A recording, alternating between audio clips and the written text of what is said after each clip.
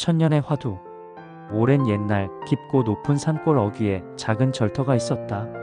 사람들은 그곳을 운문사라 불렀다. 절 이름은 그곳을 지키는 운문 스님의 법명에서 따온 것이었다. 바람이 지나는 소리, 고요한 물소리, 산새의 울음소리가 모두 법당 안으로 스며들 듯 조용한 세계였다.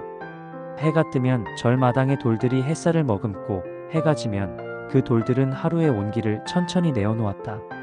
운문 스님은 그곳의 주지였지만 사람들이 기억하는 것은 그의 직함이 아니라 얼굴에 떠오르는 한 줄기 미소였다. 사람들은 그 미소를 천년의 화두라 불렀다. 왜냐하면 그 미소는 마치 번뇌의 경계를 넘어 무엇인가를 가리키는 듯 했기 때문이다. 때로는 깊은 슬픔 속에서도, 때로는 세속의 혼란 속에서도 그 미소는 흔들리지 않고 자리 잡고 있었다. 마을 사람들은 그 미소를 보기 위해 먼 길을 마다 않고 찾아왔고, 떠날 때면 자신들도 모르게 입가에 미소를 머금고 돌아갔다.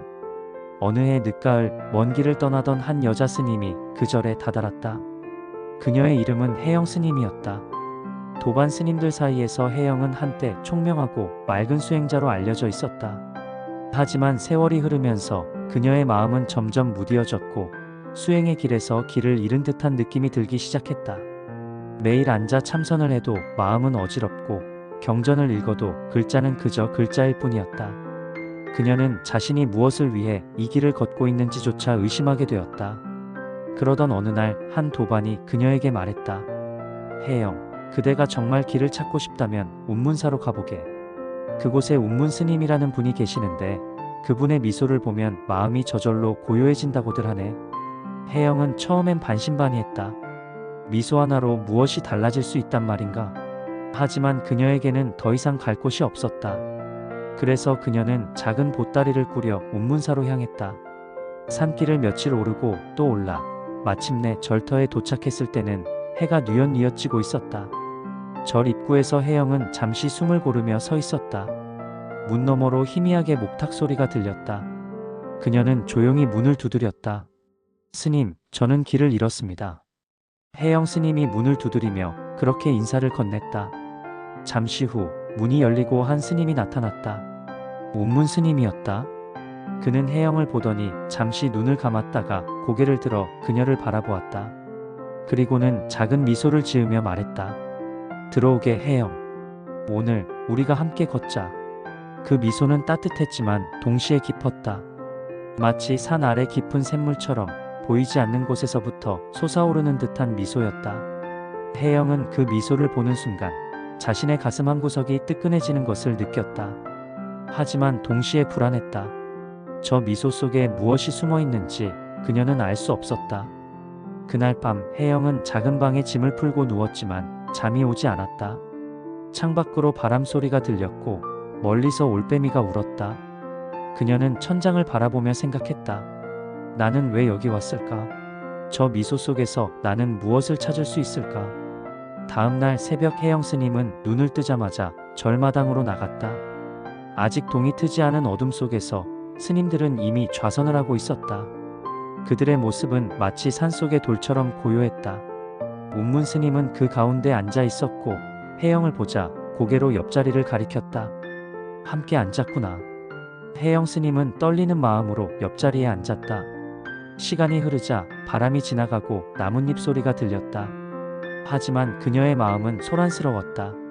수많은 생각과 기억, 집착과 후회가 물결처럼 밀려왔다. 나는 왜 이렇게 약한가? 왜 이 마음을 다스릴 수 없는가? 그녀는 속으로 자신을 책망했다. 어느 순간 운문 스님이 조용히 물었다. 혜영, 지금 이 자리에서 가장 먼저 떠오르는 생각이 무엇이냐? 혜영은 망설이다 말했다. 저는 제 수행이 무의미하다는 생각이 듭니다. 매일 앉지만 무언가가 달라지지 않는 듯해서요. 운문 스님은 고요히 고개를 끄덕이며 말했다.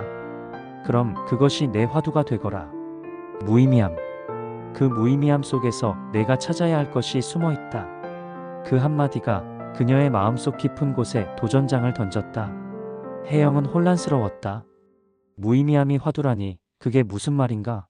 하지만 운문 스님은 더 이상 말하지 않았다. 그저 미소를 지을 뿐이었다. 며칠이 흐르고 혜영 스님은 절에서의 일상에 적응하기 시작했다. 새벽 예불, 좌선, 공양, 울려길의 반복이었다. 하지만 그녀의 마음은 여전히 무거웠다. 어느 날 절터 아래 마을에서 가난한 농부가 자신의 밭을 지키며 눈물을 흘리고 있었다. 가뭄이 길어져 농작물이 말라 죽어가고 있었다. 혜영은 마음이 울컥해져 밭으로 내려가 농부의 손을 잡았다. 제가 도와드릴게요. 함께 물을 길어 나르죠. 하지만 농부는 고개를 저으며 말했다. 당신은 사찰에서 온 스님 아닌가요? 스님들은 세상 일에 관여하지 말아야 하지 않습니까? 제가 어찌 도움을 받아야 합니까? 농부의 말에는 원망이 섞여 있었다. 혜영은 할 말을 잃었다. 그녀는 돕고 싶었지만 농부는 그녀의 도움을 거부했다. 그녀는 무기력함을 느끼며 절로 돌아왔다. 또 다른 날 절 안에 들끓는 재정 문제가 있었다. 절을 후원하던 한 부유한 상인이 갑자기 후원을 끊겠다고 선언했다. 이유는 절의 스님들이 자신을 제대로 대우하지 않았다는 것이었다. 절 안에서는 논쟁이 일었다. 누군가는 상인에게 사과해야 한다고 했고 누군가는 절의 명예를 지켜야 한다고 했다. 혜영은 그 논쟁을 지켜보며 깊은 회의를 느꼈다. 수행자들조차 돈 문제로 다투는구나. 세속과 무엇이 다른가? 그날 밤 깊은 번민 끝에 혜영은 운문 스님 앞에 무릎을 꿇고 울음을 터뜨렸다. 스님, 저는 약합니다. 저는 혼란스럽고 한 줄기 미소조차 가질 자격이 없습니다. 세상은 너무 복잡하고 저는 그 복잡함 속에서 길을 찾을 수 없습니다. 운문 스님은 그녀를 조용히 일으켜 세웠다. 그의 손은 따뜻했고 그의 눈빛은 깊었다. 혜영, 약한 것은 부끄러운 것이 아니다. 그 약한 마음을 통해 내 진면목을 보는 자리가 있다. 너는 아직 미소조차 낼 줄 모르는가? 그럼 누가 내 미소를 기다리겠느냐? 혜영은 그 말을 이해할 수 없었다. 누가 자신의 미소를 기다린다는 말인가? 그녀는 혼란스러웠지만 운문 스님은 더 이상 말하지 않았다. 그날 밤 그녀는 다시 좌선에 들었지만 마음속에 떠오르는 것은 깊은 어둠과 공허뿐이었다. 며칠이 더 흘렀다. 어느 날 절 인근 계곡을 정비하러 내려온 스님들과 함께 혜영도 그곳에 갔다. 계곡은 낙엽으로 뒤덮여 있었고 물길이 막혀 있었다. 스님들은 낙엽을 치우고 물길을 정비하기 시작했다. 혜영도 그들과 함께 일했다. 땀을 흘리며 일하는 동안 그녀의 마음은 조금씩 가벼워지는 것 같았다. 그때 절벽 틈새에서 무언가가 눈에 들어왔다. 한 송이 백합꽃이었다. 순백의 백합이 절벽 틈새에서 홀로 피어 있었다. 아무도 거들떠보지 않았던 그 꽃은 햇살이 스며들자 갑자기 서서히 고개를 들어 그녀를 바라보는 듯했다. 혜영은 그 꽃 앞에 무릎을 꿇고 소리 죽여 흐느꼈다. 이 꽃은 왜 저렇게도 고요한가요? 아무도 보지 않는 곳에서 아무도 알아주지 않는데도 저렇게 아름답게 피어 있습니다. 그때 운문 스님이 다가와 조용히 말했다. 저 꽃은 자기가 꽃이라는 생각이 없다. 다만 피어 있을 뿐. 내가 되지 않으면 내 미소는 오히려 더 어색할 것이다. 혜영은 고개를 들어 운문 스님을 바라보았다. 그의 얼굴에는 여전히 그 미소가 있었다. 그 순간 그녀는 문득 무언가를 깨달았다. 꽃은 자기가 꽃인지 아닌지를 따지지 않는다. 그저 피어날 뿐이다. 그렇다면 미소도 그런 것이 아닐까? 억지로 짓는 것이 아니라 그냥 스며 나오는 것이 아닐까? 그 생각이 떠오르는 순간 혜영의 얼굴 한가운데 미묘한 미소가 번졌다. 그 미소는 크지도 작지도 않았다. 하지만 그 안에는 노음과 있는 그대로의 평안이 실려 있었다. 그녀는 자신도 모르게 미소 짓고 있었다. 그 미소는 반전이었다. 내가 미소를 짓는다라기보다는 미소가 나를 통해 스며 나온다는 체험이었다. 운문 스님은 그녀의 미소를 보며 고개를 끄덕였다. 그렇지, 혜영. 그것이 바로 내 미소다. 하지만 혜영의 깨달음은 여기서 끝나지 않았다. 그날 밤 그녀는 깊은 좌선 속으로 빠져들었다. 어둠 속에서 울리는 것은 바람도 새도 아니었다. 그것은 고요한 진동, 무명의 울림이었다. 그 울림 속에서 한 가지 질문이 떠올랐다. 어디서 왔는가? 어디로 가는가? 지금 어디에 머무는가? 이것은 운문 화상의 공안이었다. 혜영은 그 공안을 들은 적이 있었지만 지금처럼 생생하게 느껴진 적은 없었다. 그 질문은 허공처럼 아무것도 아닌 것처럼 다가왔다. 하지만 그녀는 그 질문에 매달릴 필요가 없었다. 그 질문 자체가 부질없이 허망해졌다. 어디서 왔는가? 그녀는 자문했다. 어머니의 뱃속에서 왔는가? 전생에서 왔는가? 아니면 허공에서 왔는가? 모두 맞는 것 같지만 모두 틀린 것 같았다. 어디로 가는가? 그녀는 다시 자문했다. 죽음으로 가는가? 깨달음으로 가는가? 아니면 그저 흘러가는가? 역시 모두 맞는 것 같지만 모두 틀린 것 같았다. 지금 어디에 머무는가? 이 질문이 가장 명확한 것 같았다. 지금 이 자리, 이 방, 이 좌선 속에 머물고 있다. 하지만 정말 그런가? 그녀의 마음은 과거를 헤매고 미래를 걱정하고 지금 이 순간에는 없었다. 그 순간 그녀의 가슴 속 어딘가에서 뜨끈한 물기가 스며 나왔다. 그것은 한 줄기 미소였다. 단순한 미소였다. 하지만 그 미소는 천 갈래의 번뇌를 녹이는 듯한 힘을 가졌다. 그 미소 속에는 내가 미소를 짓는다는 생각도 없고 남이 나의 미소를 본다는 생각도 없었다. 그저 미소가 스며 나왔고 그 미소가 스스로를 밝히고 있었다. 혜영은 그 깨달음의 순간 알았다. 미소는 대상도 아니고 행동도 아니며 있는 그대로의 자리에서 스며 나오는 것이었다. 그것은 억지로 만들어낼 수 있는 것이 아니었다. 그저 번뇌의 찌꺼기를 놓고 나면 저절로 드러나는 것이었다. 그때 운문 스님이 조용히 다가와 속삭였다. 혜영, 지금 내 미소는 천년의 화두가 되었다. 그것을 붙잡지 말라. 그저 스며 나오게 놔두라. 그 말이 끝나자 모든 경계가 사라졌다. 혜영과 운문, 안과 박, 어둠과 빛, 모든 것이 하나로 녹아들었다. 그 순간 그녀는 비로소 자유로웠다. 다음 날 아침 혜영 스님은 눈을 떴다. 햇살이 창문으로 쏟아져 들어오고 있었다. 그녀는 일어나 절마당으로 나갔다. 스님들은 아침 예불을 준비하고 있었고 운문 스님은 법당 앞에서 그녀를 기다리고 있었다. 혜영은 그에게 다가가 합장했다.